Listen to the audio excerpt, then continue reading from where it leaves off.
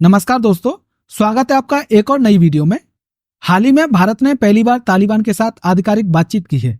जी हां, दुबई में हुई इस ऐतिहासिक मुलाकात ने अंतर्राष्ट्रीय राजनीति में हलचल मचा दी है।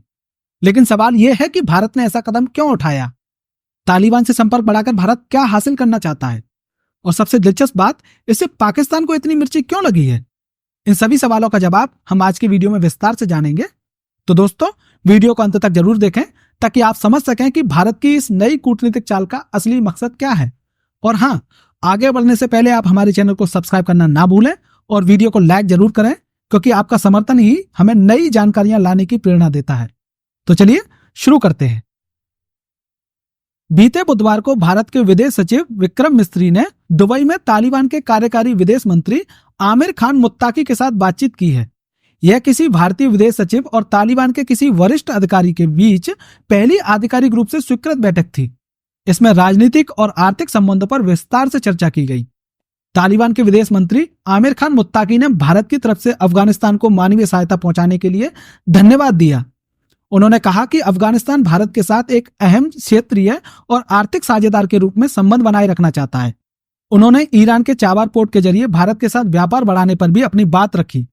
गौरतलब है कि ईरान में चाबार पोर्ट को भारत ही विकसित कर रहा है, ताकि पाकिस्तान के कराची और ग्वादर पोर्ट को बाईपास करके अफगानिस्तान के साथ ईरान और मध्य एशिया में कारोबार किया जा सके।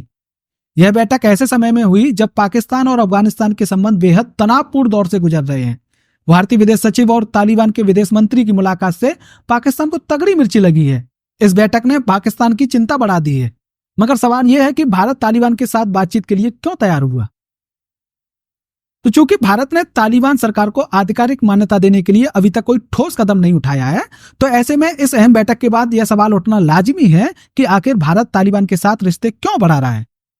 तो इसके पीछे कई प्रमुख कारण नजर आ रहे हैं। दरअसल यह भारत द्वारा अपने राष्ट्रीय और सुरक्षा हितों को सुरक्षित करने का एक प्रयास है, जिसमें कई गतिशील पहलू शामिल हैं।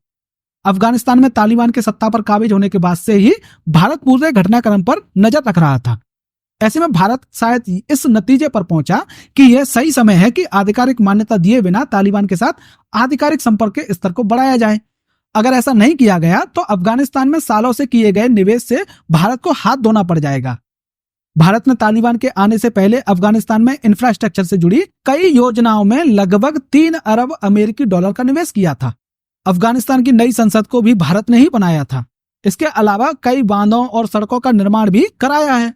भारत ने अफगानिस्तान के 34 प्रांतों में बिजली, जल आपूर्ति, सड़क संपर्क, स्वास्थ्य सेवा, शिक्षा, कृषि और क्षमता निर्माण के महत्वपूर्ण क्षेत्रों में फैली 500 से अधिक परियोजनाओं को अमली जामा पहनाया है। अफगानिस्तान के विकास में भारत की भूमिका को तालिबान भी स्वीकार करता है। ऐसे में भारत अपने सालों के निवेश और पैसे को खोना नहीं चाहता है। इसके अलावा भारत का तालिबान के साथ संपर्क बढ़ाने के पीछे क्षेत्रीय और वैश्विक भू राजनीति में उतार चढ़ाव की स्थिति है। पाकिस्तान, जो पहले तालिबान का सबसे बड़ा हितैषी और सहयोगी था, अब वो उसका विरोधी बन गया है। दोनों के बीच इन दिनों तनाव का माहौल है। दोनों के बीच दरार दिन पे दिन बढ़ती जा रही है। इस मुद्दे पर हमने एक डिटेल्ड वीडियो बनाया है कि आखिर तालिबान और पाकिस्तान दुश्मन क्यों बने। उस वीडियो का लिंक आपको डिस्क्रिप्शन में मिल जाएगा, आप उसे जरूर देखें। खैर, वापस हम अपने मुद्दे पर आते हैं। दरअसल तालिबान को बढ़ाने में पाकिस्तान का बड़ा हाथ रहा है। यही वजह है कि अफगानिस्तान में तालिबान का शासन आने पर पाकिस्तान ने जश्न मनाया था। ऐसे में भारत को चिंता थी कि पाकिस्तान अफगानिस्तान का इस्तेमाल भारत विरोधी गतिविधियों के लिए कर सकता है। हालांकि अब दोनों एक दूसरे पर हमला कर रहे हैं। दोनों एक दूसरे की जान लेने पर उतारू हैं। ऐसे में तालिबान और पाकिस्तान के बिगड़ते संबंधों ने भारत के लिए एक अवसर पैदा किया है। वहीं दूसरी तरफ अफगानिस्तान में चीन का हस्तक्षेप बढ़ रहा है। भारत की तरह चीन ने भी अफगानिस्तान में कई परियोजनाओं में भारी निवेश किया है। उसकी नजर अफगानिस्तान के प्राकृतिक संसाधनों पर है। यहां गौर करने वाली बात है कि चीन उन शुरुआती देशों में से है जिसने काबुल में अपना राजदूत नियुक्त किया है।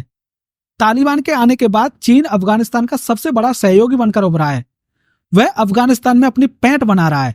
ऐसे में अफगानिस्तान में बढ़ती चीनी गतिविधियों के लिहाज से भारत की भी वहां उपस्थिति काफी अहम हो जाती है। इसके अलावा रूस और ईरान में भी अपने अपने राष्ट्रीय मुद्दों को लेकर उलझने हैं। रूस पिछले 3 सालों से यूक्रेन के साथ युद्ध में उलझा हुआ है और पश्चिमी एशिया में ईरान की स्थिति भी कमजोर हुई है। इजराइल और हमास के बीच जंग तथा सीरिया में तख्ता पलट ने ईरान की कमजोरियों को उजागर किया है। सीरिया में हुआ तख्तापलट रूस के लिए भी एक झटका है। वहीं रूस ने तालिबान को आतंकवाद से लड़ने में एक सहयोगी माना है। रूसी राष्ट्रपति व्लादिमीर पुतिन ने पिछले साल जुलाई में कहा था कि तालिबान अब आतंकवाद से लड़ने में एक सहयोगी है। एक महीने पहले ही रूस की संसद ने तालिबान को प्रतिबंधित आतंकवादी संगठनों की सूची से हटाने वाला कानून भी पारित किया था। इन परिस्थितियों में भारत के लिए तालिबान से संवाद बढ़ाना फायदेमंद हो सकता है। यह भारत के लिए एक अहम मौका है। दरअसल भारत की सबसे महत्वपूर्ण और मुख्य चिंता सुरक्षा है। भारत की सुरक्षा चिंता तालिबान के सत्ता में आने के बाद बदली है, क्योंकि कुछ आतंकवादी संगठन अफगानिस्तान में अपने पांव जमाने की कोशिश कर सकते हैं। तालिबान के साथ संवाद से भारत को इस खतरे से निपटने का अवसर मिल सकता है, ताकि अफगानिस्तान से आतंकवाद के फैलाव को नियंत्रित किया जा सके। भारत सुनिश्चित करना चाहता है कि किसी भी भारत विरोधी आतंकवादी समूह को अफगानिस्तान में काम करने की अनुमति नहीं देनी जानी चाहिए। यही वजह है कि हालिया हुई बैठक में तालिबानी प्रतिनिधिमंडल ने भारत की सुरक्षा चिंताओं को दूर करने की कोशिश की है। उन्होंने आश्वासन दिया है कि भारत की यात्रा के लिए अफगानिस्तान से वीजा प्राप्त करने वालों की उचित जांच की जाएगी। भारतीय प्रतिनिधिमंडल को आश्वासन देते हुए उन्होंने कहा कि अफगानिस्तान किसी भी देश के लिए खतरा नहीं है। तो ऐसे में तालिबान के साथ रिश्ते सुधारने से भारत को अफगानिस्तान में अपनी राजनयिक स्थिति मजबूत करने में मदद मिल सकती है, खासकर जब अन्य वैश्विक शक्तियां तालिबान से संपर्क स्थापित कर रही हैं। यह एक अहम रणनीतिक दृष्टिकोण हो सकता है, ताकि भारत अपने प्रभाव को बनाए रख सके। तो दोस्तों, यह था भारत और तालिबान के संबंधों पर हमारा आज का वीडियो। इस विषय पर आपके क्या विचार हैं, हमें कमेंट सेक्शन में जरूर बताएं। अगर आपको यह वीडियो जानकारीपूर्ण और रोचक लगा हो तो इसे लाइक और शेयर करना ना भूलें। साथ ही हमारे चैनल प्रबोध IAS को सब्सक्राइब जरूर करें, ताकि आपको हमारे आने वाले हर वीडियो की जानकारी तुरंत मिल सके। फिर मिलते हैं अगली वीडियो में, तब तक के लिए नमस्कार, धन्यवाद।